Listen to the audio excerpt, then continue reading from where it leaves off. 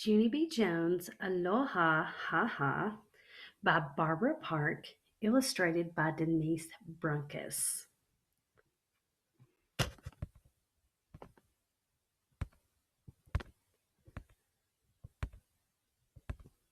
Chapter 1 Flinging. Friday.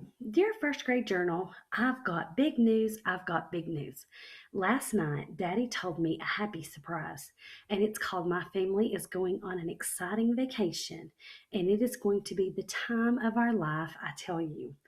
I am trying to save my news for show and tell, but I don't think I can wait that long. That is how come I am going to ask my teacher to start that activity right exactly now. Please stand by. I stopped writing and raised my hand. Mr. Scary was not looking at me. When teachers don't look, you have to stand up and shout, or else how are they supposed to notice you? I stood up and shouted, Mr. S., Mr. S., how long until we have show and tell, do you think? Mr. Scary wrinkled his eyebrows at me. I am not supposed to call him Mr. S., I believe. Please sit down, Junie B., he said. It's still journal time, and journal time is quiet time. I nodded. Yeah, I know, only I'd actually like to wrap things up and get started with show and tell now. Mr. Scary sucked in his cheeks. Sit down, he said again. We will have show and tell shortly. I looked at the clock. How many minutes is? Shortly, I asked. Is it 1 minute or 8 minutes or 11 minutes? On account of if it's 1 minute, I can wait probably, but 11 minutes would be out of the question. Mr. Scary walked back to my desk and he sat me in my chair. I glanced up at him. All I'm looking for is a rough estimate, I said. Just then, my neighbor named May leaned across the aisle, and she did a giant shush in my face. I quick wiped my cheek. Ew, I hollered. Ew, ew, ew. 'Cause May got spittle on me, that's why. And spittle is the grown up word for spitooey. I zoomed to the back of the room and I climbed on the stool to reach the faucet, but Mr. Scary beat me to it. He wet a paper towel and wiped my face. Thank you, I said. I needed that. Mr. Scary rolled his eyes. You're being very rambunctious this morning, aren't you, Jeannie B. Jones? He said.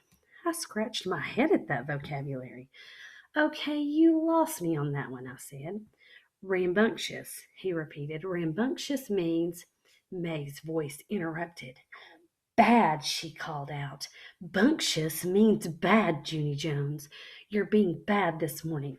Bad, bad, bad, bad, bad. I turned to look at her.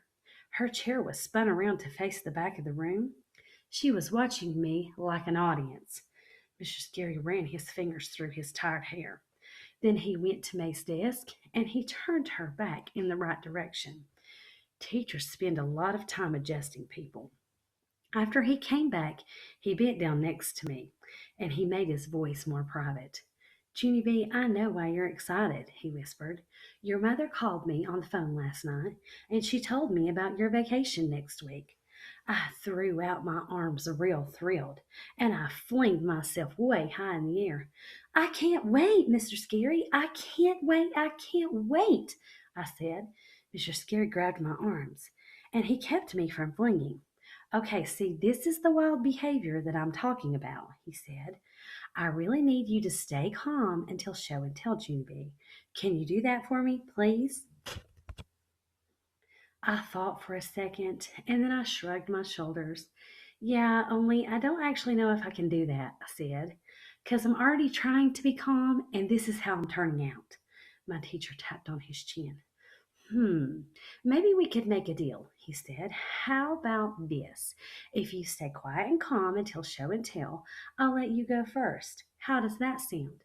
I bounced up and down at that exciting idea. That sounds like a DEEL, I said. You mean DEAL, said Mr. Scary.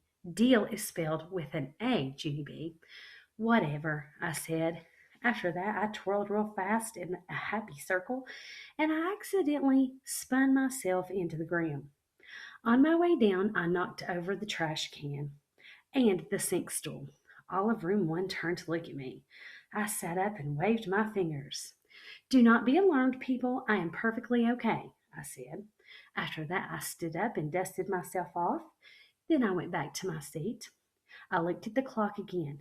No minutes had passed at all, hardly. I put my head down and did a groan. Time is as slow as a turtle.